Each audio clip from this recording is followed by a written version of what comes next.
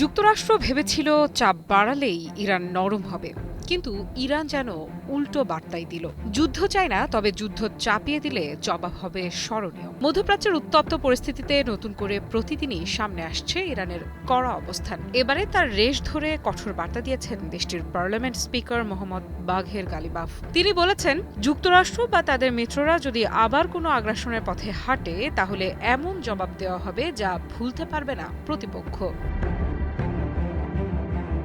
ঘটনার শুরু মূলত যুদ্ধবিরতি প্রস্তাব ঘিরে। পাকিস্তানের মধ্যস্থতায় ইরান যুক্তরাষ্ট্রকে একটি প্রস্তাব পাঠিয়েছিল। সেখানে যুদ্ধ বন্ধ, নিষেধাজ্ঞা প্রত্যাহার এবং হরমুজ প্রণালীতে নিরাপত্তা পুনরুদ্ধারের কথা বলা হয়। কিন্তু ডোনাল্ড ট্রাম্প সেই প্রস্তাবকে সরাসরি আবর্জনা বলে উড়িয়ে দেন। তবে ট্রাম্পের এই মন্তব্যে বিন্দুমাত্র বিচলিত নয় ইরান, বরং ইরানের শীর্ষ পর্যায়ের কর্মকর্তারা বলেছেন, ট্রাম্প যখন কোনো পরিকল্পনা নিয়ে অসন্তুষ্ট হন, তখন বুঝতে হবে সেটি কার্যকর ছিল। এই বক্তব্য কেবল রাজনৈতিক পাল্টা জবাব নয়, বরং এটি ছিল মনস্তাত্ত্বিক বার্তাও। কারণ ইরান এখন দেখাতে চাইছে যুক্তরাষ্ট্রের প্রতিক্রিয়া নয়, বরং নিজেদের কৌশল অনুযায়ী তারা এগোবে।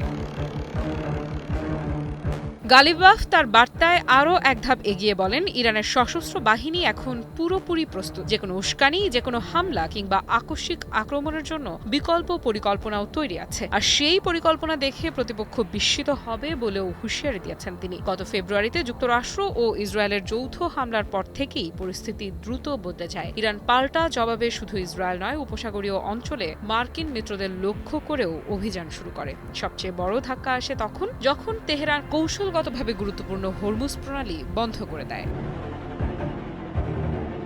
বিশ্ববাজার তখনই বুঝে যায় এটি কেবল আঞ্চলিক সংঘাত নয়, এটি এমন এক সংকট যার প্রভাব তেলের বাজার থেকে শুরু করে বৈশ্বিক অর্থনীতি পর্যন্ত পৌঁছাতে পারে। এরপর পাকিস্তানের মধ্যস্থতায় এপ্রিল মাসে অস্থায়ী যুদ্ধবিরতি কার্যকর হয়, কিন্তু সেই শান্তি বেশি দিন টেকেনি, কারণ মূল প্রশ্নগুলো এখনো অমীমাংসিত। ইরান নিষেধাজ্ঞা প্রত্যাহার চায়, অন্যদিকে ট্রাম্প প্রশাসন চাইছে আরও কঠোর শর্ত।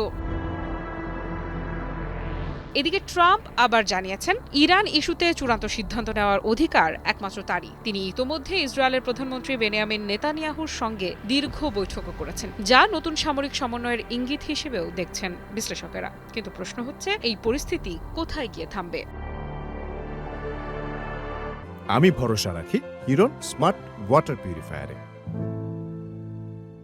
কারণ এখন দুই পক্ষই প্রকাশ্যে কঠোর অবস্থানে। এক পক্ষ বলছে তারা পিছাবে না, অন্য পক্ষ বলছে তারা ভয় পায় না। আর এই উত্তেজনার মাঝেই গালিবাফের শেষ বার্তাটি সবচেয়ে বেশি আলোচনায় এসেছে। তিনি ইঙ্গিত দিয়েছেন, ভুল সিদ্ধান্ত শুধু মধ্যপ্রাচ্য নয়, পুরো বিশ্বের জন্য ভয়াবহ পরিণতি ডেকে আনতে পারে। অর্থাৎ যুদ্ধ এখনো শুরু না হলেও যুদ্ধের কালো ছায়া ইতোমধ্যে বিশ্ব রাজনীতির উপর পড়ে গেছে।